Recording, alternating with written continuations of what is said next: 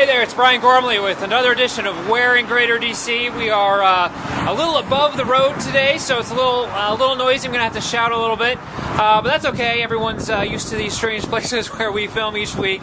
As you know, we film all over the greater Washington, Baltimore region, different location each week, and to the person who guesses our filming location correctly and is the first one to send that guess in to support@cornerstonepropertieshomeinfo.com, they get a free prize, whatever we're giving away this week.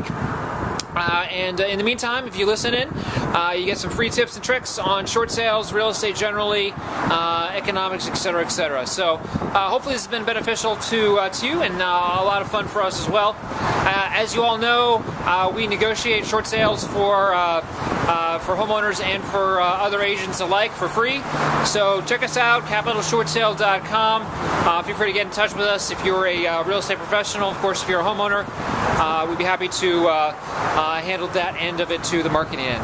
So, while we're talking today, wanted to mention I don't know if you knew or not, but there is such a thing as a Freddie Mac blacklist.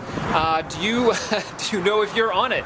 Freddie Mac actually has kept a list of people for the last umpteen years that they refuse to do business with. They put them on their proverbial blacklist. These are mostly entities that they deem fraudsters or flipsters or investors that they don't like, they don't want to do business with. For whatever reason, they feel like these are shady characters, and there's literally thousands and thousands of people on this list. Thousands. So it's not this. You actually will know if you're on the blacklist because you'll get some sort of notice from Freddie that they're investigating you, and so on and so forth, using scary language. And unfortunately, they decided to be a little overbroad with that list and the implementation of it. Meaning, they were sort of the if you want to call it the judge, the jury, the prosecutor, and the executioner. They decided who was going to be on the list. They didn't give you much in the way of notice or opportunity to appeal. It was all in-house, and if you got on the list, then that's it.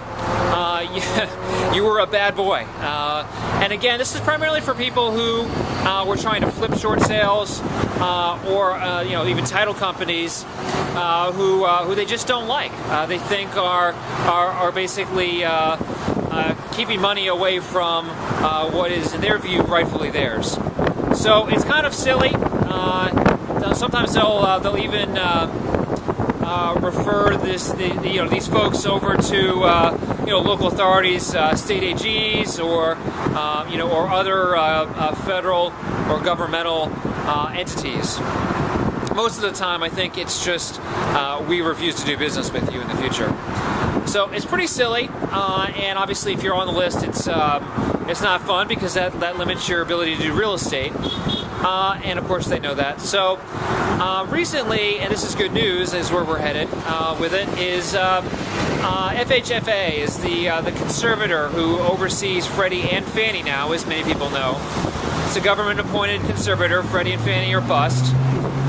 FHFA has recently decided that they're going to take this blacklist away from Freddie Mac. So Freddie is not going to have the sole reins of controlling the blacklist. There is going to be some sort of appellate review, appeals review within FHFA that they have to go through in order to keep people on a list that they don't want to do business with. So in that way, it's actually there's been a positive development in the marketplace, where Freddie has to go to FHFA and in some capacity get their consent.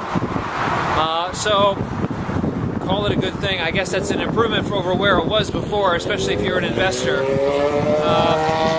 The reality is they still have this they still have this capacity to put people on their list.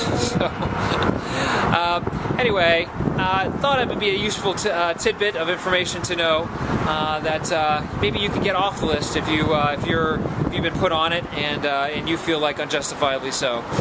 We're not even opining as to the legitimacy of the things that are being done, like flipping short sales and being creative in structuring deals and whatever else might get you on the list.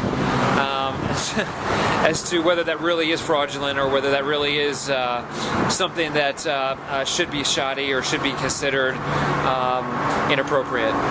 So anyway, I am standing on a suspension bridge over a road. That's why it's so noisy. I'm going to do a 360. Send your guesses. Support at Cornerstone Properties, homeinfo.com, and I look forward to seeing you on next week's video. Bye-bye.